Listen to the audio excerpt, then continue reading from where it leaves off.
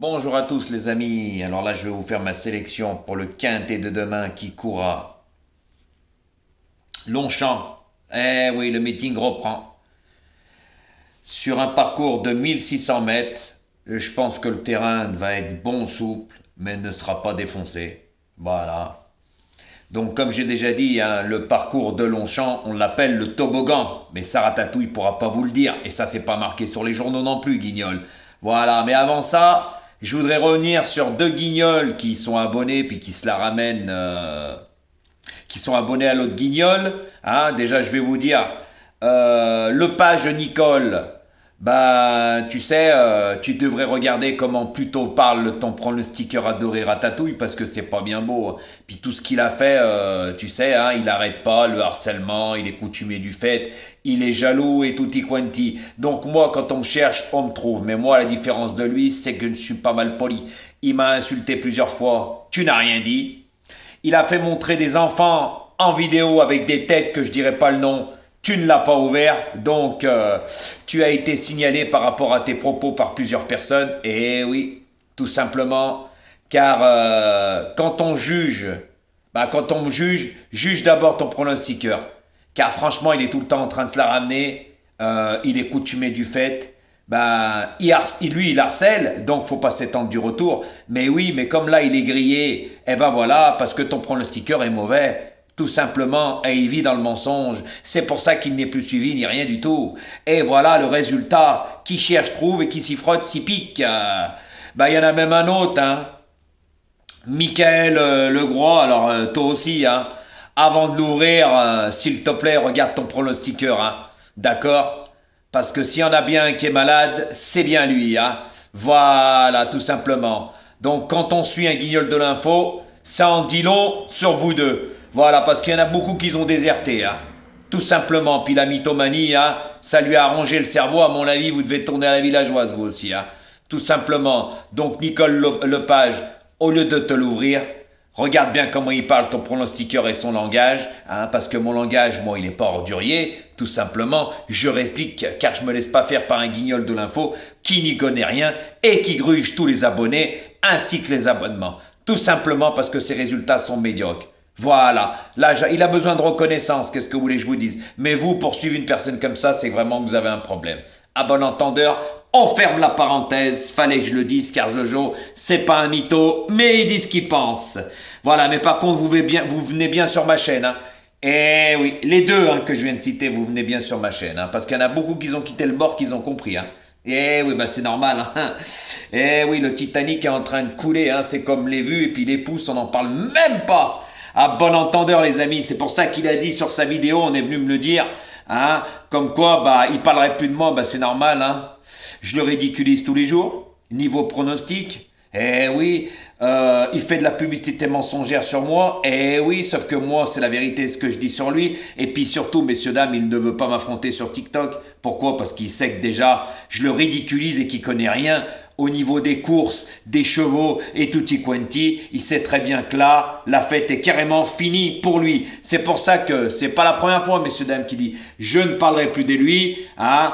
Il a fait ça au mois d'août, il a fait ça au mois d'octobre, il a fait ça au mois de novembre, il a fait ça au mois de décembre, il a fait ça au mois de février. Ses vidéos le prouvent, hein? Et il a toujours continué. Donc, on te connaît, Guignol. Sauf que moi, je suis pas comme toi, quand j'ai quelque chose à dire, je le dis, et je me laisse pas faire par des guignols de l'info. Ça, je tenais à le dire. Mais par contre, tu m'affronteras jamais, et ça, tout le monde l'a compris. Et merci pour tous vos messages dans la vidéo que j'ai fait, hein, parce que vous avez tous compris le phénomène que c'était. Un mythomane, un jaloux, et puis voilà, hein, comme on dit, hein, la jalousie, hein, ça paye pas, hein. Ok, Ratatouille?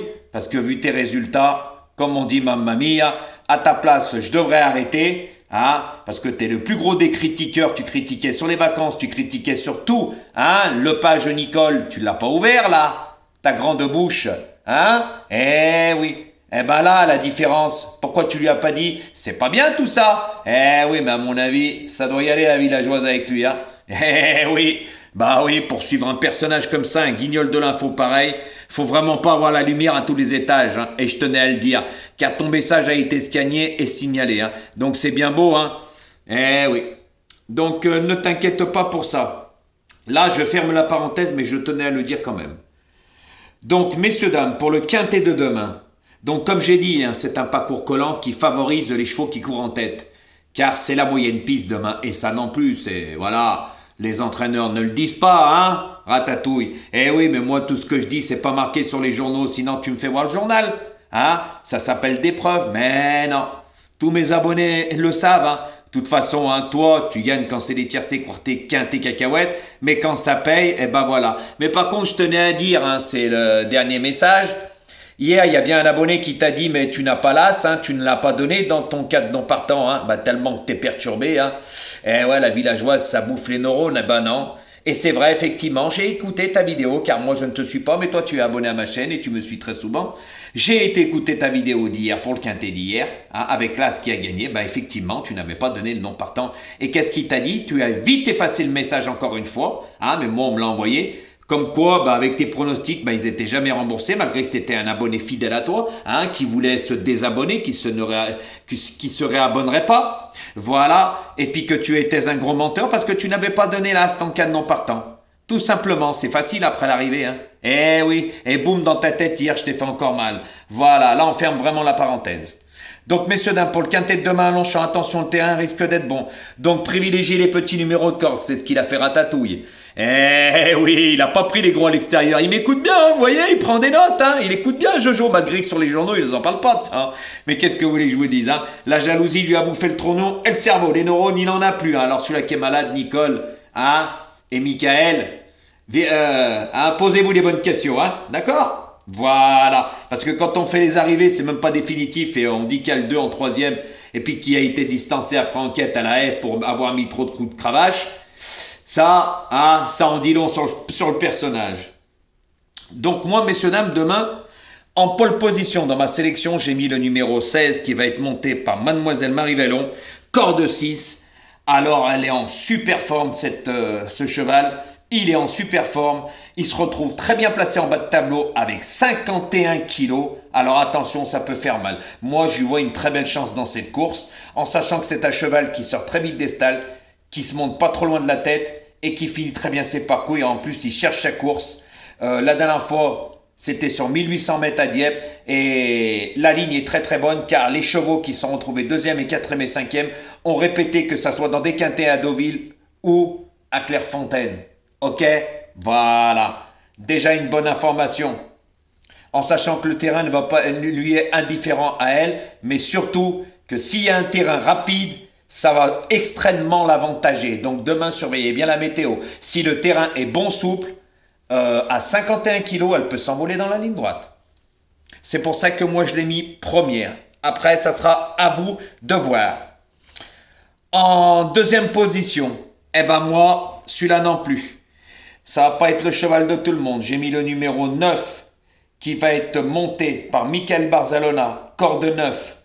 Alors moi, je vais vous expliquer quelque chose. Ce cheval ne tenait pas compte de sa dernière course où il a fini 7e, mais il avait un très mauvais numéro de corde. Il avait le numéro 15 et il était monté par Mademoiselle Marie Vellon. Mais là, en sachant que ce cheval, il faisait une course de rentrée le dernier quintet qui n'avait pas couru pratiquement depuis 4 mois. Donc, il a dû s'améliorer. Lui est très bien placé sur l'échelle des valeurs. Il sort très bien des stalles. Je pense que Michael va lui donner le bon parcours et le faire finir. Lui, c'est un cheval, par contre, qui revient sur sa distance de prédilection, les 1600 mètres. Et lui, l'état du terrain ne va pas le déranger. Et là, dans ce lot-là, sous l'entraînement Graffard, il sait où il met les pieds, comme on dit, cet entraîneur. Il présente jamais ses chevaux pour faire de la préfiguration.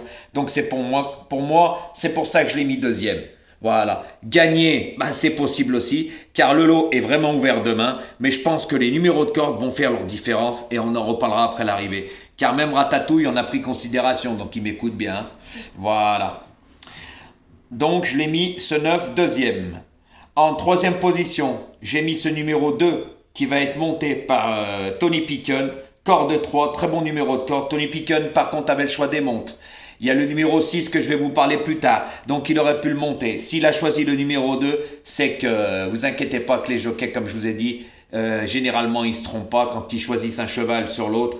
Généralement, c'est 80% de chances que le cheval arrive avant l'autre. Voilà, surtout que c'est un très très bon cheval qui fait toutes ses courses. Il n'est pas vraiment expérimenté, ça c'est vrai. mais franchement, il est très distingué dans l'écurie Pantal. C'est un cheval, lui aussi, hein, qui sort très vite des stalles, qui se monte pas loin de la tête. Je pense que Tony Picken va lui donner le bon parcours. Il va pas faire comme la dernière fois. Il avait pris tête et corde. Et puis il avait cramé dans les 150 derniers mètres. Je pense que cette fois-ci, il va laisser les 2-3 chevaux passer et le faire finir, car lui aussi a une très bonne pointe de vitesse finale. Donc c'est pour ça que lui... Après, gagner pour moi sera difficile, mais sait-on jamais. Moi, je ne sais pas comment Tony Picken va le monter. Mais avec un bon parcours, pour moi, c'est un très bon placé potentiel. C'est pour ça que je l'ai mis en 3e position. Ensuite... ça sera à vous de voir, les amis. En 4e position, alors j'ai mis ce numéro 4 qui va être monté par Maxime Guyon. La corde de 10. Alors lui, ne tenez pas compte aussi de sa corde, car demain, il y a un non partant, le 14. Donc ils vont se retrouver à 15. Donc il a le numéro 10, mais c'est un cheval lui aussi qui sort très très vite des stalles. Et il reste sur une belle 3e place dans un quintet. Mais c'était sur plus court. Là, il revient sur les 1600 mètres. Et pour moi, je pense que ça va l'avantager. En sachant que ce cheval, l'avant-dernière course, c'était Maxime Guyon qui l'avait fait gagner sur les 1400 mètres. Il s'était baladé, il s'était retrouvé pas loin de la tête. Il avait fini vraiment très très vite. Et il était en 37,5. Et lors de cette victoire, il a pris 1,5 kg de pénalité, il se retrouve en 39 de valeur. Et comme j'ai déjà dit, moi je joue pas au pif. Donc lors de sa dernière course en 39 de valeur, il a pris une belle 3e place. Mais là pour moi dans ce lot-là, je le vois plus 4e, 5e. C'est pour ça que je l'ai mis en 5e position, messieurs, dames. Après, comme on dit, ça sera à vous de voir. Car si on a rappelé Maxime Guyon, ce n'est pas pour rien. Et comme je vous ai dit, hein, Longchamp est un parcours coulant. Et on l'appelle le toboggan car il finit en descendant. Attention, messieurs, dames. Pourquoi je dis que les numéros de corde ont une très grande importance? Car quand ils sortent des stalles, le virage arrive très vite. Voilà, messieurs, dames. En 5e position, j'ai mis ce numéro 1 qui va être monté par Christophe Soumillon. Corde 11. Alors lui, c'est un cheval de qualité qui fait toutes ses courses. L'état du terrain n'a aucune importance sur lui. Pour moi, c'est un attentiste. Il lui faut le bon parcours. Par contre, comme j'ai dit, c'est un cheval estimé. Ils vont pas le cramer sur une course, mais lui aussi peut gagner avec un très très bon parcours, car lui, franchement, il a vraiment une pointe de vitesse dévastatrice. Donc si Christophe Soumillon suit les bonnes roues et dans la ligne droite, il se retrouve pas loin des chevaux de tête, attention à celui-là aussi. Moi, je l'ai mis 5e parce que c'est pas un cheval qui sort très vite des stalles. Voilà. Après, c'est à Christophe Soumillon de faire attention. Voilà, mais je pense que s'il suit les bonnes roues, il sort vite. Et comme le 4 sort très vite, il a le numéro 10. Et après, je vais vous parler du 6 qui a le numéro 12. S'il suit ses roues dans la ligne droite, attention, danger. Donc moi, ce cheval, je l'ai mis 5e, malgré que ça va être un des favoris de la course. Après, ça sera à vous de voir.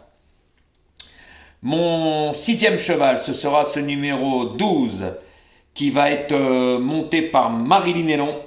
Alors, corde de 5. Alors, par contre, elle fait toutes ses courses. Elle est vraiment expérimentée. Très, très bien placée sur l'échelle des valeurs. Car l'année dernière, elle était en 42 valeurs. Là, elle se retrouve très bien. Donc, bien placée surtout au poids. Voilà. Elle n'a qu'une mauvaise course. C'est l'avant-dernière course où elle a couru sur la piste en sable de Deauville, mais qui n'est pas son terrain préféré. C'est un vrai cheval d'herbe.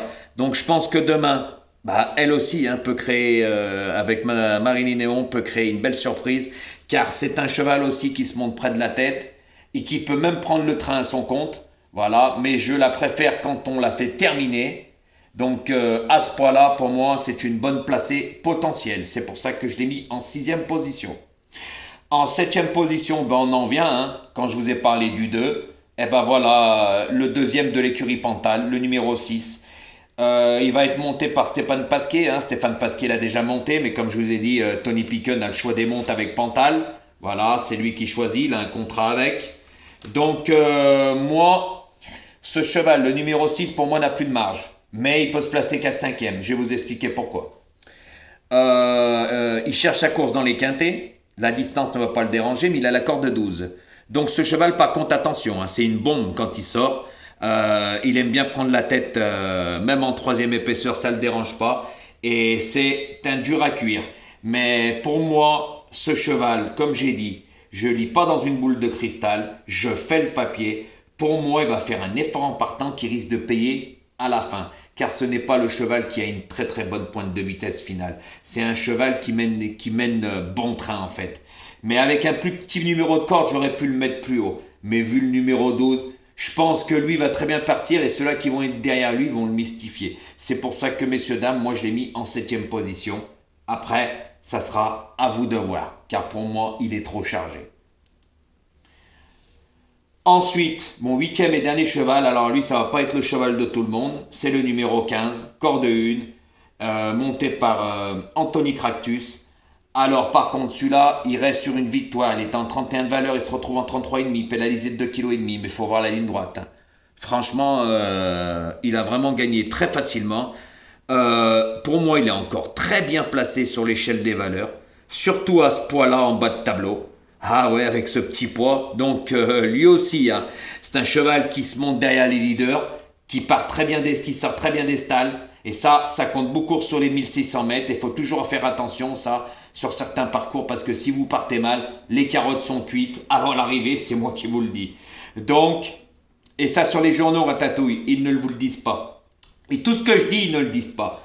À la différence de toi, hein. Mais par contre, t'écoutes bien, t'as bien écouté aujourd'hui, hein, pour aujourd'hui. Hein. Et oui, t'as bien écouté toutes mes explications que je fais comme d'habitude, que les numéros de corde sur certains parcours, je l'avais déjà dit à Longchamp, a une très grande expérience, une très grande importance, pardon. Et oui, surtout en bon terrain. Donc, hein, tu dois prendre un petit calepin et tout noter. Ah, mais si tu veux des cours, je t'ai dit, toi, comme tu as beaucoup d'abonnés, ça va te coûter très très cher. Et oui, donc ce numéro 15, avec Anthony Cractus, voilà. Après, moi, je sais pas vraiment s'il a de la marge, mais moi, je l'ai mis en 8e position, car il est en pleine forme, et bien placé en bas de tableau. Et comme je dis, s'il se retrouve pas loin de la tête, lui aussi a une très bonne pointe de vitesse finale. Et si Anthony le préserve bien, lui donne le bon parcours, je pense que demain, ça peut faire mal. Donc voilà, surtout que messieurs, dames, attention, c'est un lot qui est ouvert. Eh oui, et ce n'est pas vraiment un lot de foudre de guerre, tout simplement. Et ça non plus sur les journaux, ils vous le diront pas. Donc faites attention à mes explications. Parce que Ratatouille, déjà, il dit « Oh, jouer des 2 sur 4, jouer ici, il se préserve déjà. » Déjà, il se préserve, vous voyez, parce qu'il n'a pas confiance, parce qu'il joue au plouf, plouf, plouf, tout simplement. Donc moi, je vais vous répéter ma sélection. Le 16, le 9, le 2, le 4, l'As, le 12, le 6 et le 15. Et moi, je pense que demain, le 16 peut être une très bonne base. Voilà. Ainsi que le 9, avec un bon parcours. Et même Tony Picken, hein, moi c'est des chevaux, tout ça avec le 2 que j'aime bien. Et puis le 4, hélas, voilà, comme je vous ai parlé, c'est pour ça que c'est mes 5, tout simplement. Et le reste pour moi c'est des secondes chances. Donc après, faites les bons choix et faites des champs, comme j'ai toujours dit.